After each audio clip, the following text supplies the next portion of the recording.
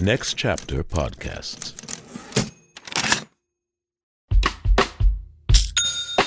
When you think about businesses that are selling through the roof, like Skims or Allbirds, sure, you think about a great product, a cool brand, and great marketing. But an often overlooked secret is actually the businesses behind the business, making selling and for shoppers buying simple. For millions of businesses, that business is Shopify. It's home of Shop Pay, the #1 checkout in the world. You can use it to boost conversions up to 50%, meaning way less carts going abandoned and way more sales going through to checkout. Upgrade your business and get the same checkout Allbirds uses. Sign up for your $1 per month trial period at shopify.com/income, all lowercase. Go to shopify.com/income to upgrade your selling today. Shopify.com/income. The world is growing more complicated by the day, but too often, everyone seems to be operating on the same old assumptions about global affairs. But if you're not sure that world domination by the United States is the right path for America or the world, or if you've got questions about conventional geopolitical thinking, you should check out American Prestige, a foreign policy podcast from a different perspective. Every week on American Prestige, historian and former Bernie Sanders foreign policy advisor Daniel Bessner, that's me, and my co-host, the journalist Derek Davison, analyze U.S. foreign policy from a critical framework that sheds light on myriad topics related to international affairs. So, if you're curious to know what U.S. foreign policy would look like if the interests of all people in the world, and not only rich Americans, were taken into account, then check out American Prestige at AmericanPrestigePod.com. That's AmericanPrestigePod.com. And you could, of course, also find us on your favorite podcast app. I'm Maxwell Alejandro Frost, and I'm proud to be the first member of my generation in Congress. I'm also proud to represent Central Florida. You might expect me to talk about how climate change will impact our future. But as a Floridian, I'm here to tell you that the climate crisis isn't some far-off threat. It is here. You know what I'm saying? It's like we got a demo tape and nobody want to hear it, but it's like this, the South got something to say. Welcome to Our New South, a podcast series presented by Levine Museum of the New South in Charlotte, North Carolina. Levine Museum connects the past to the future to realize the promises of a New South. To learn more and donate to projects like this, visit museumofthenewsouth.org. Hi, my name is Kevin Blackistone, sports columnist at the Washington Post, coming to you from College Park, Maryland, where I teach journalism at the University of Maryland. And I'm Dr. Robert Green II.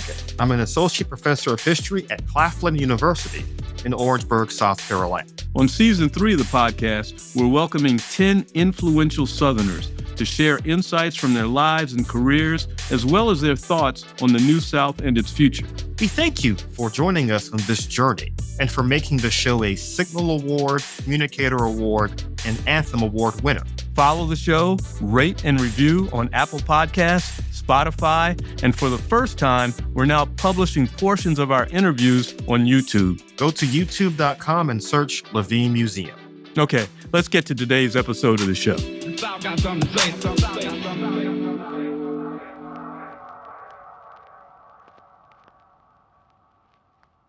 Today, we're turning our attention to Central Florida, an area that tells us a lot about where the South is headed. It's a place shaped by rapid growth, cultural variety, and the everyday pressures people are feeling across the region. And it's also a place where younger voices are stepping forward and taking on roles that haven't always been open to them. Our guest is part of that shift. He comes from a community that's incredibly diverse, and his work reflects what he hears from residents who are navigating rising cost, questions of safety, and the search for real opportunity. At the same time, he represents something bigger, a new generation getting involved in public life earlier and bringing a different kind of urgency to the issues. We talk about how growing up in Central Florida shaped his point of view, what it means to take on public responsibility at a young age, and how those two things, place and generation, intersect to inform his approach to leadership. It's a conversation about one person's work, yes, But it's also about a South that's changing and a generation helping to define what comes next. Let's get into it. Now it's trivia time as we test your knowledge of the South. As you know, throughout the season, we will ask you a trivia question at the beginning of each episode. And I will share the correct answer at the end. Kevin, remember, the end of the episode.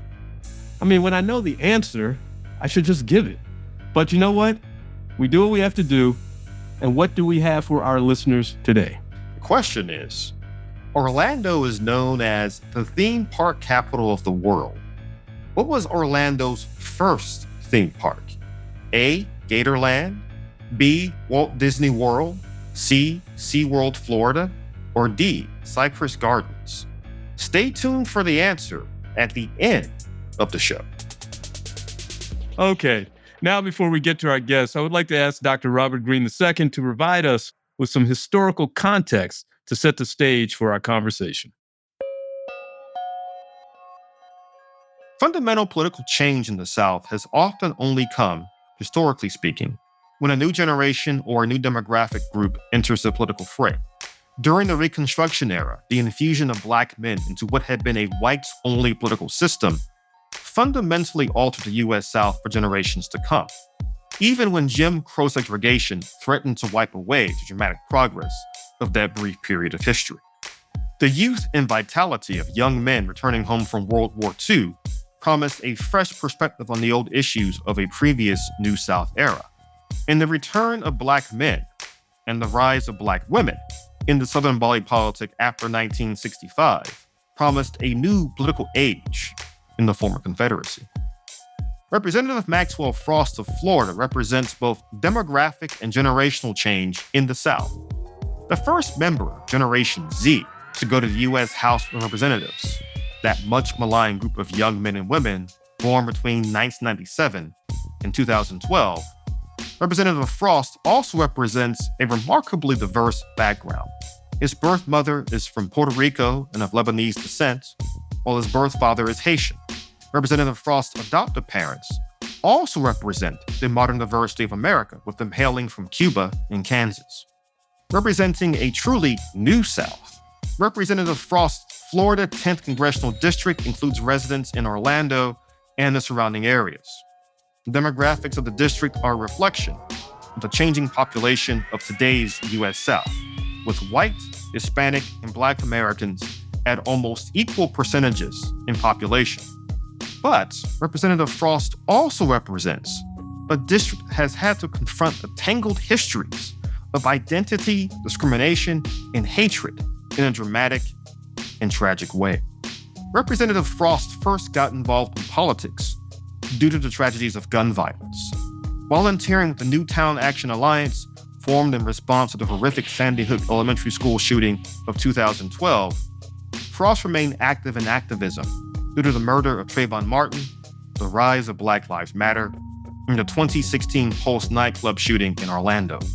Since winning election to Congress in 2022, Representative Frost has continued to work on issues of gun control. And since the return of Donald Trump to the presidency in 2025, Representative Frost has also become an outspoken critic of President Trump's immigration policy. Representative Frost represents a new generation of Southerners, galvanized by gun violence in schools, the enduring problem of racism in American life, and increasing xenophobia, homophobia across the nation. But this generation is also comfortable, like Representative Frost, with speaking both English and Spanish, and enjoying a wide variety of cuisines that include both classic Southern fare and the foods of immigrant groups from all over the world. For Representative Maxwell Frost, this has just been his experience of life in the modern and ever-changing South. And now for our conversation with the youngest member of Congress, who hails from Central Florida. Our New South welcomes Representative Maxwell Frost. Yeah, so good to be on. Thanks for having me. And we're definitely grateful to have you on today. So what I want to do is actually get into a question that I think has come from both our listeners and from discussions we've had behind the scenes about the show. Now, you represent Florida's 10th Congressional District. You were raised in Kissimmee, Florida. And Our listeners have often asked the question, is Florida really part of the South? Now, before we get to that, I do want to ask you to describe to our listeners Central Florida, where you're from and what makes it unique, and if you, in your opinion, think it is or is not a Southern place. Yeah, so I was raised in Orlando, and went to school in Kissimmee. So I was raised and grew up in between both places, which are right next to each other. Central Florida and where I grew up and where I live right now, it's one of the most diverse parts of Florida. And it's a lot different than a lot of other places in the state of Florida. The interesting thing about Florida is you have probably anywhere from 6 to 8 different states in one state. And what I mean by that is 6 to 8 different cultures, types of places, types of people that really vary depending on where you're at throughout the state. And some of them repeat in certain areas and some of them don't.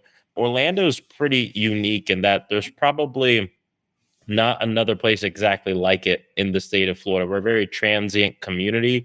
We're a very diverse community. My district is, a lot of people say, well, my district is diverse, but it's really homogeneous, but like with a minority, predominantly Black, predominantly Latino.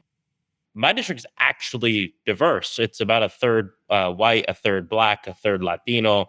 We have a very large AA and HPI population, large Jewish population, large Arab population. I mean, we have everybody here, and a good amount of everybody. And it's just a really beautiful thing. You see it in the food that we have. You see it in the entertainment and everything like that. So Orlando is a pretty unique place, but I love being from here. I was born and raised here. Is Florida part of the South? Well, all you got to do is look at a map. And when you look at a map and you look at the South, you'll see that Florida is actually the southernmost state in the South. And so that's what I would say to that. Now, I know why people bring this up. It's a cultural thing. There's a lot of places in Florida that would remind you of places in South Carolina and places in Georgia and et cetera. But it is true that you'll go into certain parts of Florida and see something that you might never seen before, hear accents you've never heard before. But I think that's what makes it a beautiful thing. And I think Florida is part of the reason the South is such an interesting and beautiful place. If you remove Florida from that equation, it takes away a lot of what makes the South interesting, in my opinion. No, I absolutely agree with you on that. Although growing up a Georgia Bulldogs fan, if the University of Florida were removed from the equation, I wouldn't mind so much, but I digress. I don't care. Yeah, we can throw you off. I actually lived in South Carolina. Actually, let me not say that for my UF supporters, but actually, I lived in South Carolina too. And I lived there for about a year and a half when I worked for the American Civil Liberties Union. And Really? I lived in Charleston, but I traveled throughout the entire state. I did 3 different tours where we'd go and organize people, teach them how to do the work we were doing. And so I've been everywhere in South Carolina. I've been to Orangeburg, I've been to Columbia, I've been to Myrtle, I've been to Greenville, I've been to Rock Hill, I've been to Aiken, I've been to Florence. I've been to places where they chain. I remember it's the first time I walked into a 7-Eleven on a Sunday because I wanted a beer, and it was all chained up. And they said, we don't serve beer on Sundays. I was like, what the hell? I'm a grown man. Welcome to South Carolina. There you go. Now, I have to ask a quick follow-up on your previous answer. You said that Florida is almost like 6 to 8 different states in one. Yeah. Could you briefly describe what those different states are for our listeners? All right. So off the top, and this isn't something this is just kind of off the top. I think Orlando is definitely one. Kissimmee is a place that is like 70 or 80% Puerto Rican, right? And mostly these folks are what I would refer to as climate refugees who came here after Hurricane Maria forced them out of their home. If we go up to the panhandle of Florida, it's a completely different kind of vibe, right? It's a lot of a whiter place depending on where you're at. The politics are a lot different in the panhandle. If we go over to Jacksonville, Duval County, that might be one of the most different parts of Florida and craziest, depending. It's between that and Broward County. But Duval is a place that is very diverse, has a lot more Black people in it than other places in Florida as well. It's a beautiful place. I love Jacksonville. Beautiful beaches, but it's just a lot different of a culture, right? In Jacksonville, from Pensacola to Kissimmee, Florida, to Miami, right?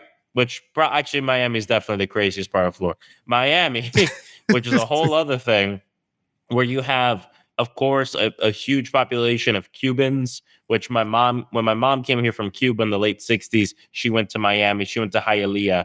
I mean, it's funny, even in Miami itself, you'll be in completely different places. You know, you'll be in one area and you'll see nothing but Haitian Americans everywhere, and you'll hear people speaking Haitian Creole. You go to another place, you see a bunch of Cubans from, in Hialeah, from Miami, with many of them with Trump flags. So, it's a lot of different vibe depending on where you go. You go to Sarasota, you go to Naples, Fort Myers, Cape Coral. So, I mean, there's just so many different places in Florida. I mean, it's beautiful. I love my state. It's also crazy though.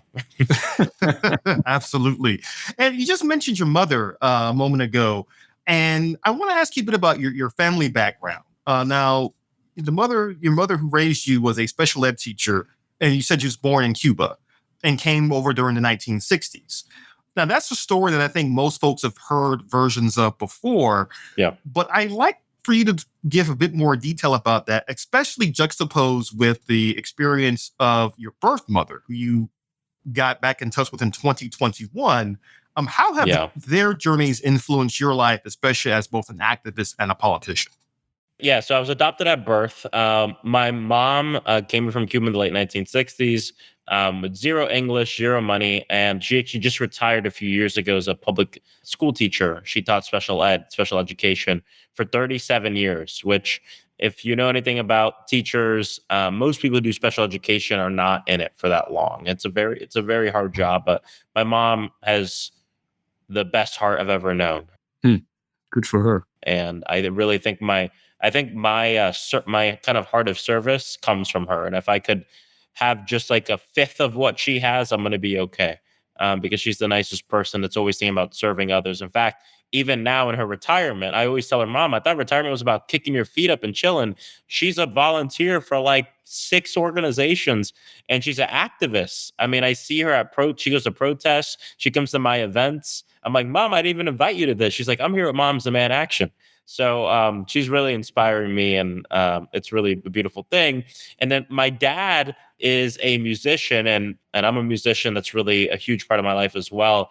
And that's something my dad instilled in me from a very young age. I mean, music was always in the house. And my dad isn't like a musician, like, yeah, he plays a guitar sometimes. Like, it was his full-time job, and is his full-time job. He's almost retired. He's maybe like halfway there.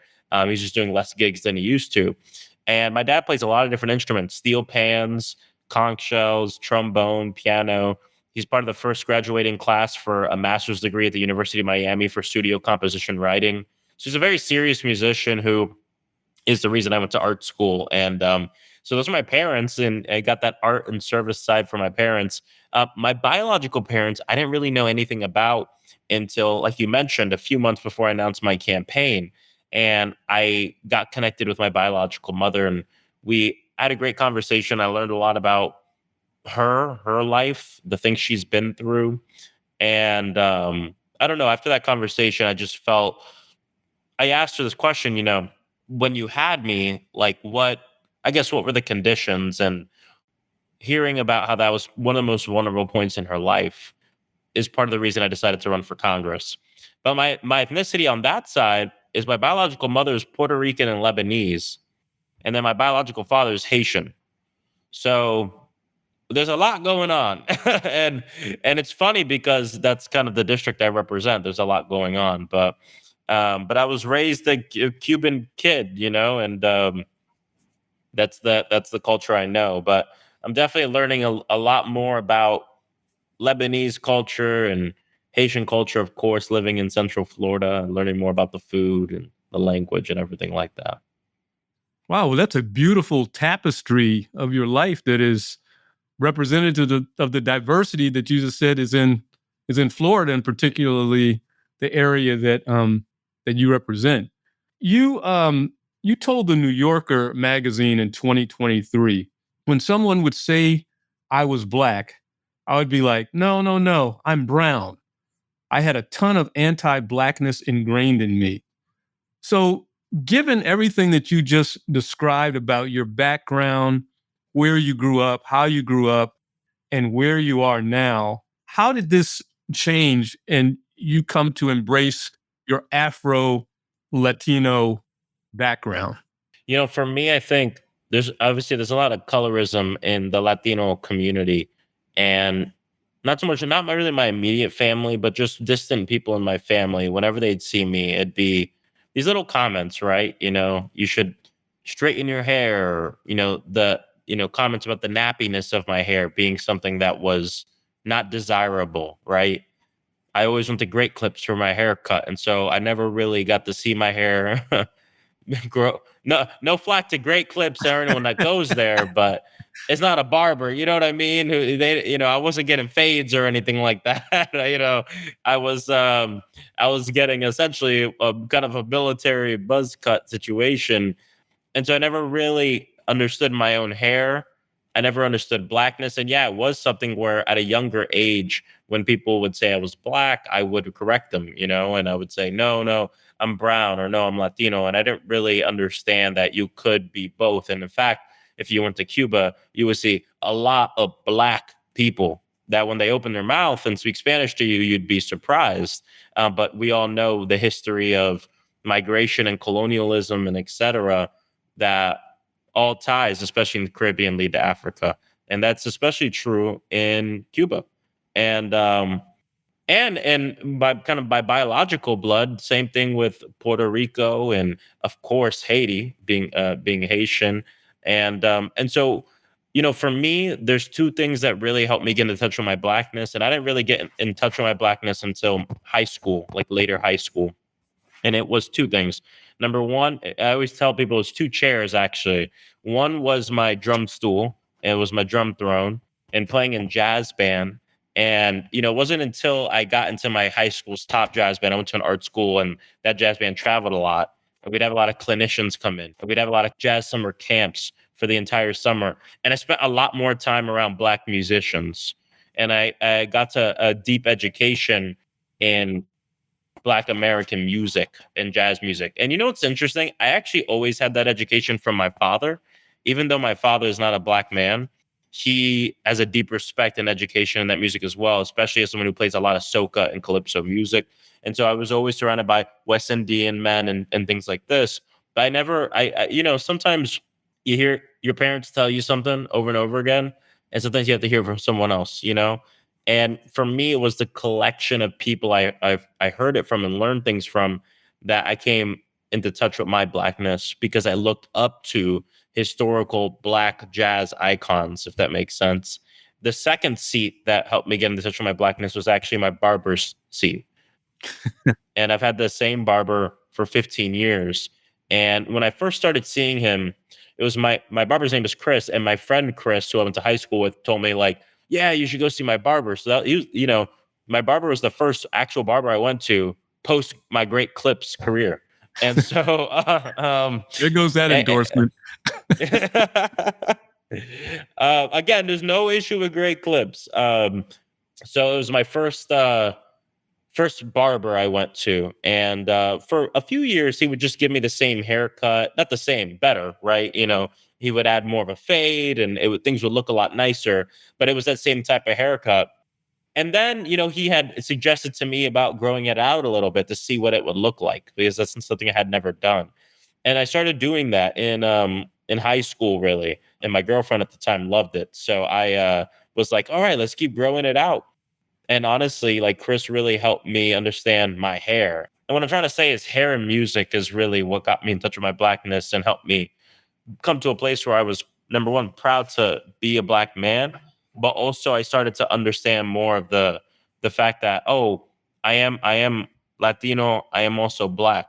And that's a very normal thing in this country and really around the world.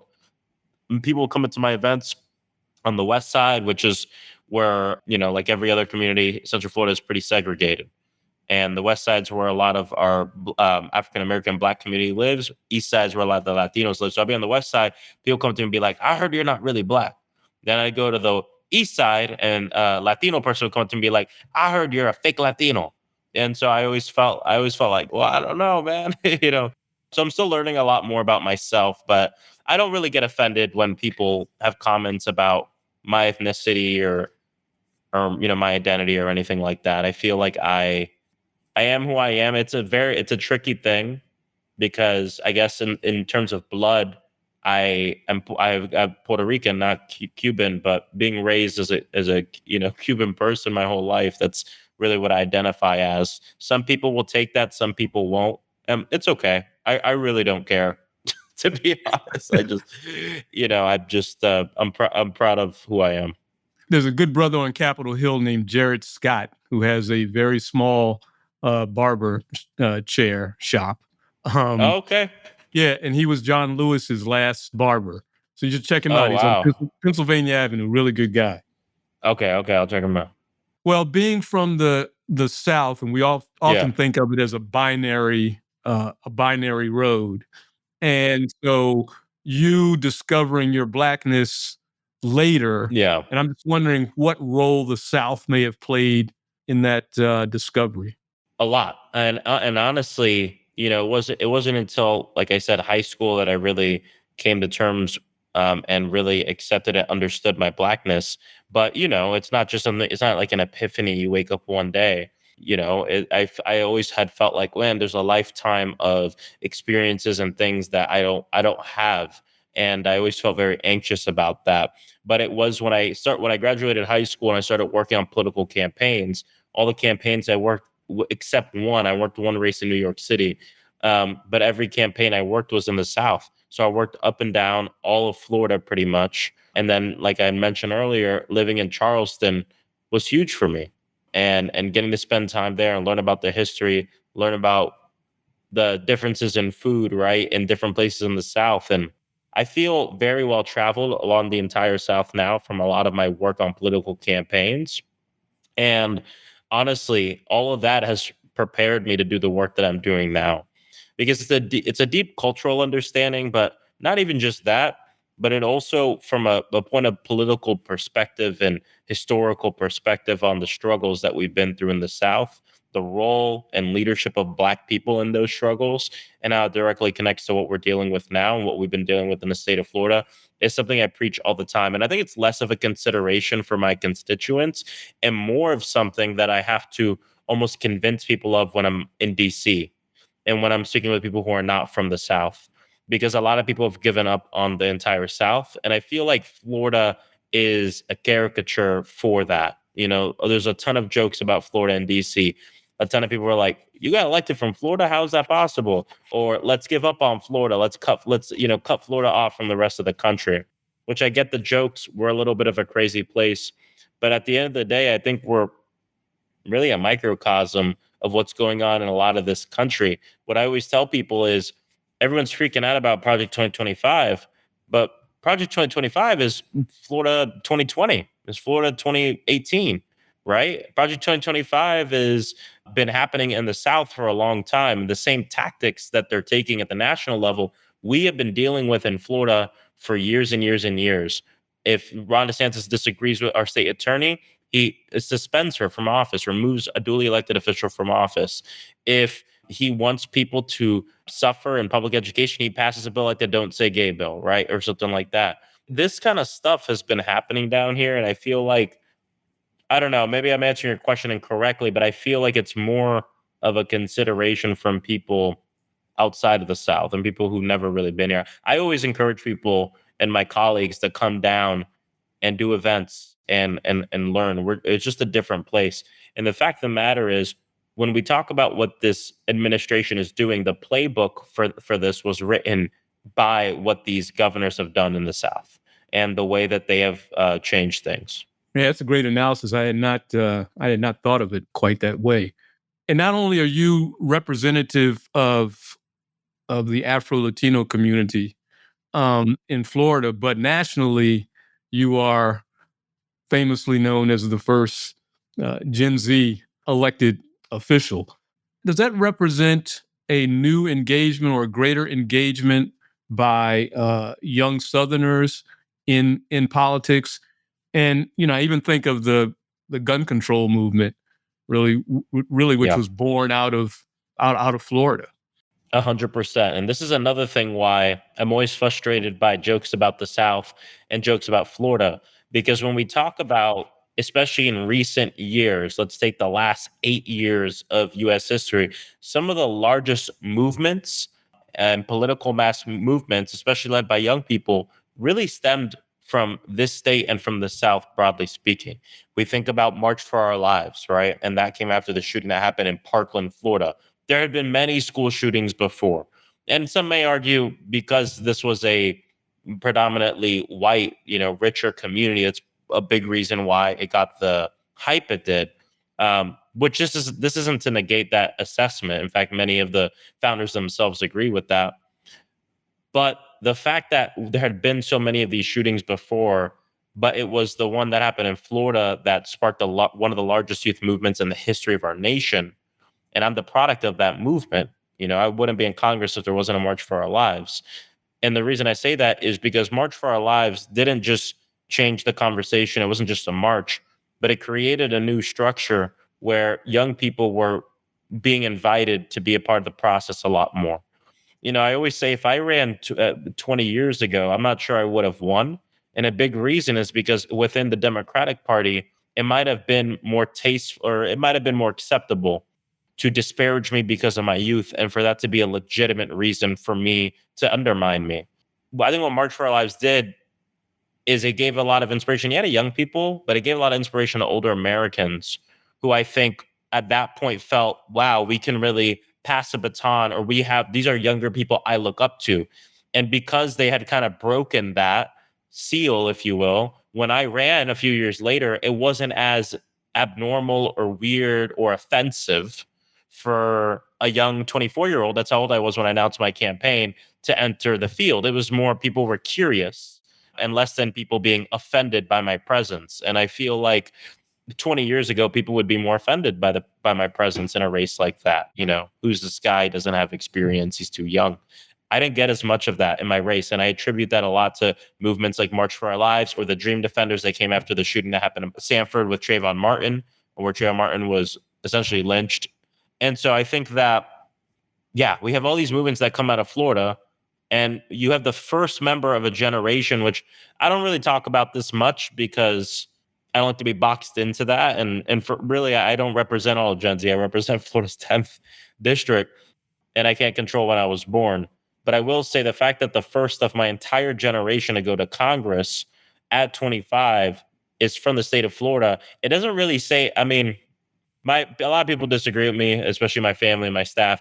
I think it says less about me, and I think it says more about my community, because a 24-year-old or 25-year-old could run anywhere, and many have and have not made it through. But in my community, I stepped forward and put my name in the hat, and they picked me. And because of that, I think it just says more. When people say congratulations on being the youngest, I'm like, well, it's really a congratulations to my community because they're the ones that picked me. If they didn't pick me, I would have been a candidate that lost. And I just think it says a lot about the South generally. If we think back to the civil rights movement, we think about SNCC, we think about the largest protests and movements and things that were very local in scope but national in impact. That's all from the South. And so I just, it irks me when people talk about us in a way that's like, don't invest there. We got to give up on there, because I truly see, both from a political standpoint, winning campaigns, but also from the standpoint of just like social movements outside of the binary of Democrats versus Republicans, that the South is worth fighting for. I think there are a lot of folks I know, even friends of mine, who need to hear that message as well. Now, I will say, as someone who is quote unquote an elder millennial, I remember the good old days when we were the young folks on the block, and now we are decidedly not. But I am curious about your backstory in terms of your economic struggles as someone getting into politics, because I think this speaks to both my generation of millennials and your generation of Gen Z in terms of trying to establish credit, trying to pay for college. Could you talk a bit more about how these economic challenges are really a problem, not just for Gen Zers or millennials, but in particular for folks in the South? Because again, there's a long history of Southerners, white, Black, Latino, et cetera, being the hardest hit by economic challenges across the country. And I think your election as a candidate for office represents some of those contemporary struggles. Yeah, and there's two reasons for this, I'd say. Well, not the only two reasons, but two things that come to mind. Number one, actually, is kind of the tail end of the last answer I gave leading into this. And, it's like, why do you think that the conservative movement decided decades and decades ago that the South would be really the primary breeding ground for this campaign to take over state legislatures, governorships, mayoral offices, and city councils? And the reason why is because the South was seen as one of the greatest threats to their project and to their right-wing project because of the people who live there, because of the resilience our people have, and because of what we have done in the past.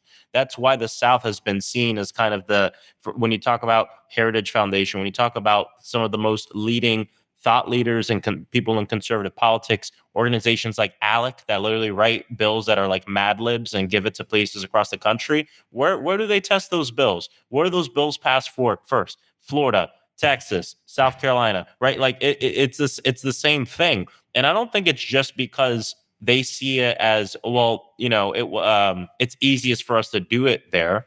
It wasn't easy for them to do it here 20 years ago, 30 years ago in the state of Florida. It was investment, and it was a long-term plan that got them to the place where they have the levers of power in my state right now, and to a point where it looks pretty grim. And that's part of the issue with Democrats, is we have to do the same thing. We want stuff like this. But the fact of the matter is, especially in a place like the South, you have to get boots on the ground. You got to work at building with communities, and you got to see it long-term. And that is what the Republican Party did in the state of Florida, and they have reaped the benefits from it. As a result of that, places in the South, we just lack in social services. We lack in resources to help the most vulnerable, because the right wing has been successful, broadly speaking, in their project to own the levers of power in the South, and then quickly figure out ways to alter the institution to make it harder for Black people and really anyone who doesn't think like them to vote in their folks. We see that in voter suppression. We see in the lack of social services, and so on and so forth. And essentially gets to a place where everyone's being kept down. This is something we all know because it feels like a common fact. But most people in this country don't realize that the vast majority of Black people in the United States of America live in the South. Most people don't know that. And it's not even like, oh, it's 1 percentage point more. No. The vast majority of Black people live in the South. And you look at states like Alabama, Mississippi, places like this, where if you had really true voter activation in Black people there, it'd be no question about who would be winning races. But they knew this. And so they essentially put on the Jim Crow hat and said, what can we do that no matter how many Black people live here and how many people live here, how can we pass laws to change the institution so they don't have access to it through their vote and through the ballot, through democracy? And they successfully did that. We see it in the state of Florida now, too, where everyone's having these conversations about how bad the Democratic Party is, which I think is a valid conversation. But I think the one thing that's being left out that's important is the massive voter suppression done in the state of Florida just over the last 6 years that have completely decimated voter turnout from many communities, and predominantly Black communities. In the housing conversation, we always talk about there are certain parts of a person that impact the risk factor of becoming someone who's homeless.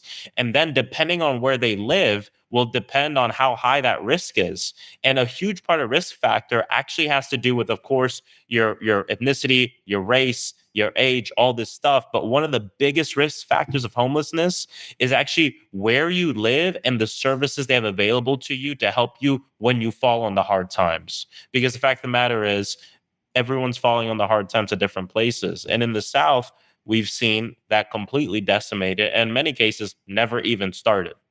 You mentioned your inspiration coming, unfortunately, from the gun violence incidents in the state of Florida.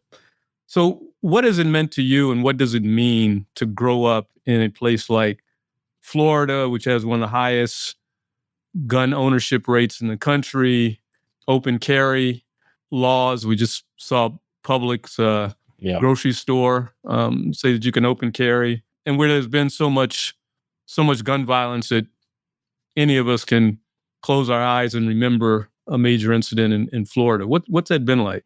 It has been both very challenging because, I've been involved in the gun violence prevention movement since I was 15. And so when I set to run for Congress, it was roughly a decade of being a gun violence prevention activist. And, got to the point where I would see a lot of my colleagues and organizers in different states, they would get wins.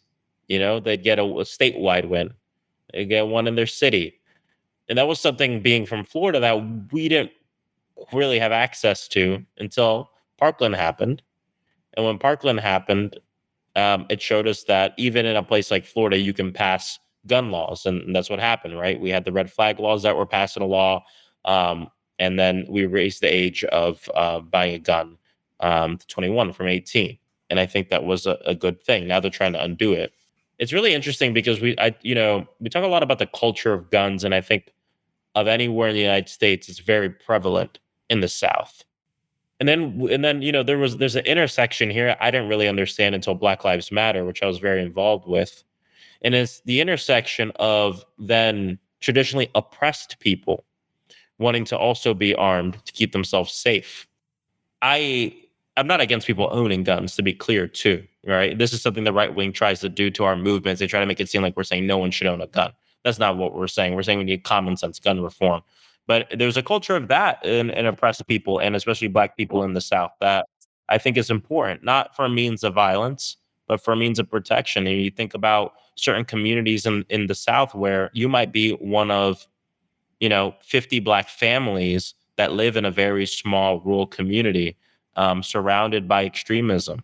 And these are questions that, I'm not saying this doesn't happen around the country, but these are questions that might not be super prevalent in a leftist center or leftist politician or person, right?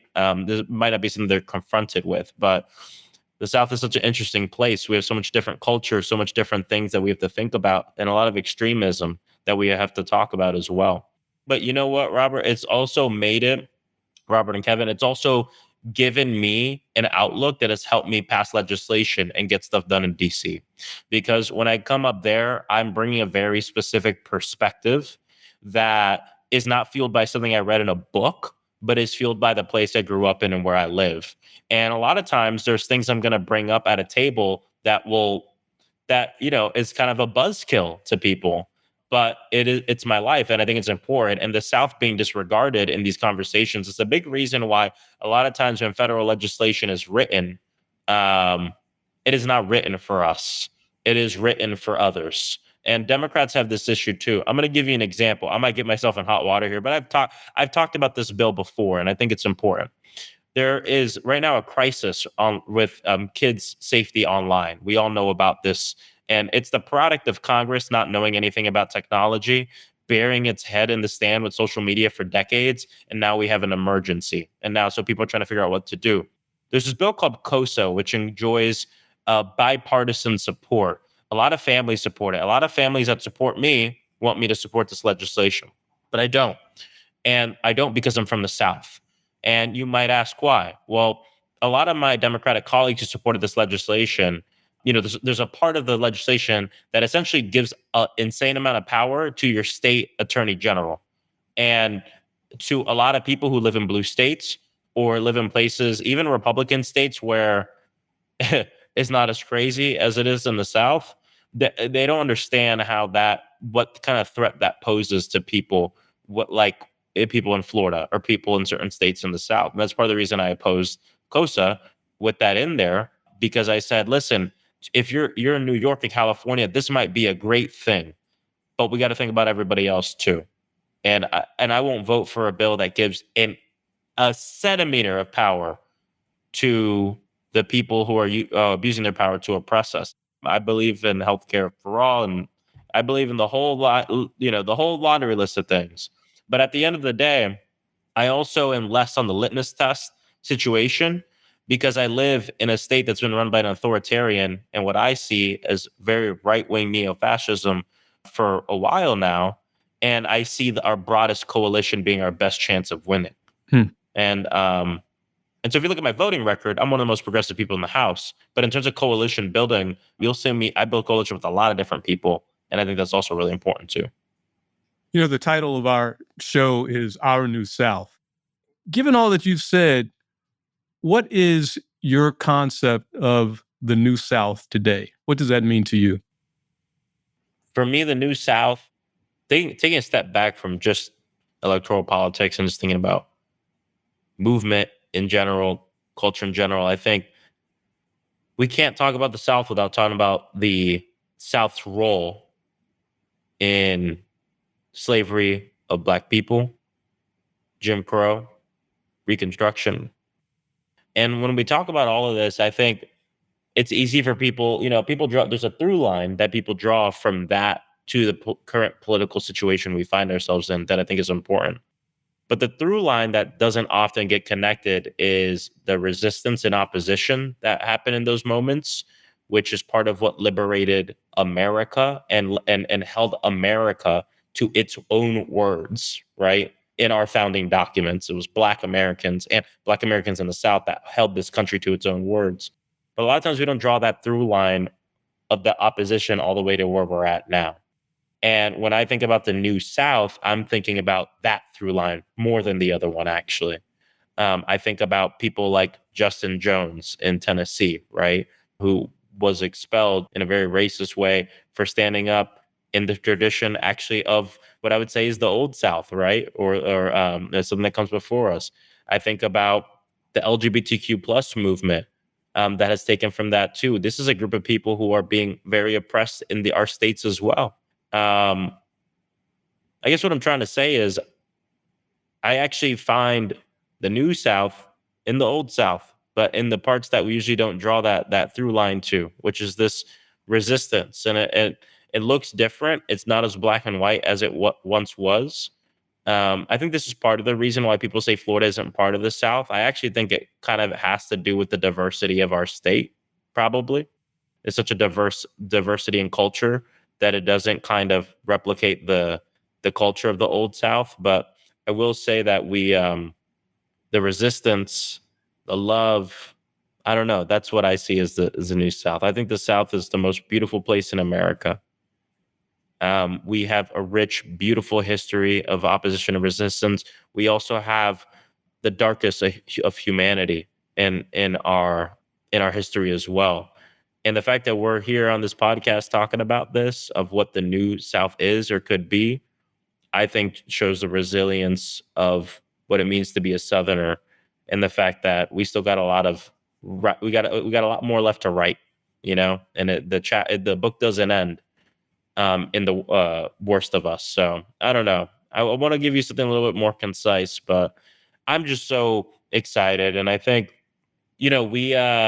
the South is a lot different now than it was before, and it is because of freedom fighters that we can even have this conversation. So I'm very blessed to be a very small part in such a big puzzle in building a New South. Well, you're certainly right. The book on the South hasn't been finished, but this episode of Our New South is about to finish up. Before we get to our rapid fire questions, again, thank you so much, Representative Frost, for joining us. I'm looking at a painting on my wall here in my office of the first Black senators and representatives from the South in the Reconstruction period. I'm looking at Representative Josiah Walls, who was from Florida. And I can't help but think that some of the things you talked about this afternoon are some of the same things he and his colleagues were talking about in the 1870s in terms of gun violence, protection of African Americans, and really this sense of what the South could be if it truly lived up to its potential. So once again, thank you for joining us. But now we get to a more fun part of the show, a new part of our series, a series of rapid fire questions about living in the South. And so I'll do one, and Kevin will do one. We'll go from there. And so these are very quick to the point answers. And our first question is, all right, where is your favorite place to be in the South? I mean, Central Florida, Orlando, Florida. And, of course. But, honestly, I'm going to say wherever there's live music. Wherever there's live music in Central Florida. So our concert venues, it might be walking down downtown or Lake Eola. It could be anywhere. Sweet tea or Arnold Palmer? Arnold Palmer, unsweet. There's enough sugar in the lemonade, okay, y'all? I know people are not gonna like me for this one, but the lemonade has sugar in it already. Okay? Now, some people are gonna come at me. It's okay. Oh, wow. What's your favorite Southern word or phrase? That's a good one. I would say word or phrase. There's a lot of things I'm learning that we say down here and it might even just be Florida specific. What do I say a lot? I don't know. What's one of yours? Maybe it'll help me think. Well, one of my favorites is bless his or her heart. Oh, bless your heart. Which is one of the most, cutting things you can say in the South. Yeah, that's what my dad says. That's a statement that's like, go to hell, but enjoy the ride.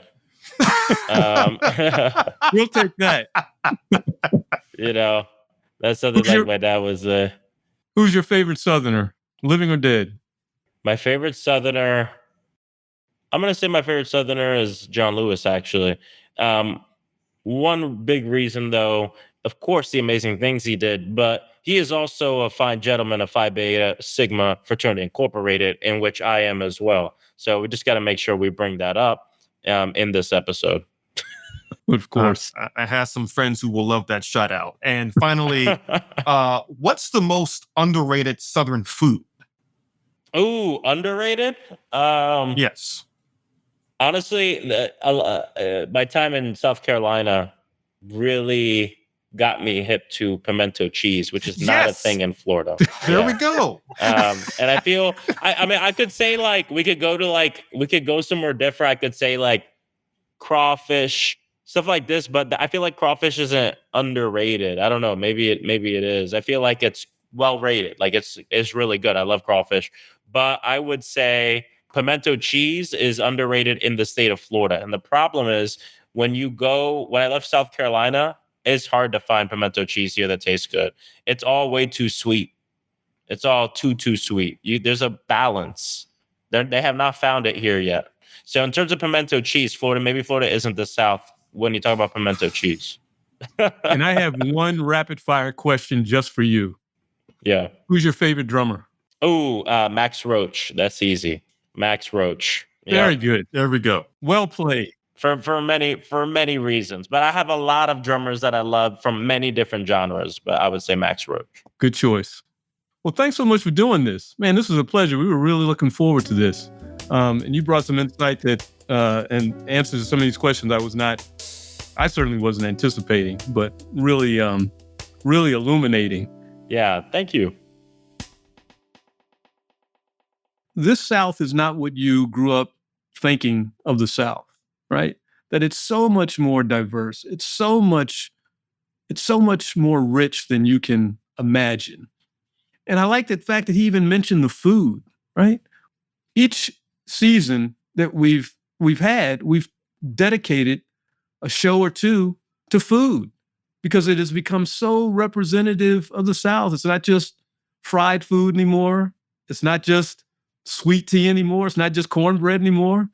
It's tamales, pupusas, food from Africa, straight from Africa, not the food that the enslaved people brought over from Africa. So I just thought it was just really, really refreshing. And then the point that he made about Florida in particular being in the vanguard of so many social justice movements right now and led by his generation, Generation Z, I just thought that was enlightening as well and so true. And I think what makes that interview so intriguing to me is not only his youth, but the things he has experienced growing up in Florida. In many ways, his backstory is a microcosm of the modern American, struggling to make ends meet, having to witness unspeakable acts of gun violence and speaking out against those problems, but also coming from a very diverse background, representing elements of the experience of the immigrant, the experience of the African American, the experience of the Southerner.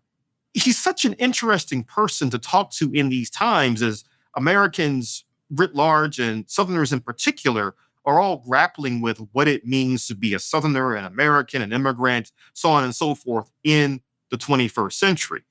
And yet at the same time, Representative Frost's answers could have been said in, say, the 1980s, the 1960s, going back even further than that.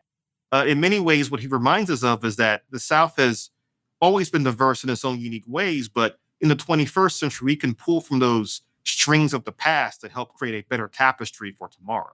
Absolutely. And he was an Uber driver. Right. And I say that, right, not in a joking way, but when you think about who's on Capitol Hill, right, congressmen and women, senators, and so many of them are extremely wealthy. So many of them come out of, some of them went to law school and are lawyers. And here's a guy who graduated from driving an Uber between 10 o'clock at night and 2 o'clock in the morning. The drunk Uber, as he said, not him, but many of his passengers. And he's brilliant.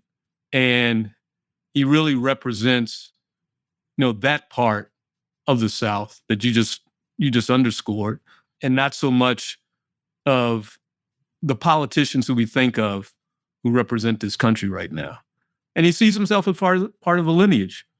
It's not unusual, he pointed out, to be young and in charge in the South, right? He thought back to the Civil Rights Movement and SNCC and all those young leaders back then who are elders today, if they survived. Again, Representative Frost is such an intriguing figure, and I think we are both happy we were able to interview him for this episode of Our New South. But most importantly, he has revealed to the world the greatness of pimento cheese. Yes, he did. All right, once again, that trivia question was, Orlando is known as the theme park capital of the world. What was Orlando's first theme park? A, Gatorland, B, Walt Disney World, C, SeaWorld Florida, or D, Cypress Gardens? The answer is A, Gatorland. Gatorland was the first theme park in the area, opening in 1949, more than 2 decades before Walt Disney World opened in 1971.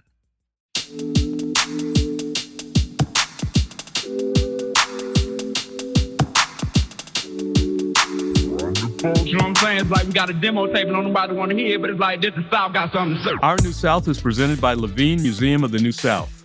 Levine Museum connects the past to the future to realize the promises of a New South. To learn more and donate to projects like this, visit museumoftheNewSouth.org. Our New South is produced by Next Chapter Podcast. Thanks to our audio editor, sound designer, and composer, Hal Murdoch, video editor, Justin Cortez, producers Brian Douglas, Alexander Pineras, and Cliff Whitfield, senior producer and writer Byron Hunter, and executive producers Jeremiah Tittle and Frankie Abbott. Please follow the show, subscribe, rate and review on Apple Podcasts, Spotify, and watch portions of our interviews on YouTube. Go to youtube.com and search Levine Museum. Learn more at nextchapterpodcast.com/Our New South. The South got something to say. Thanks for listening.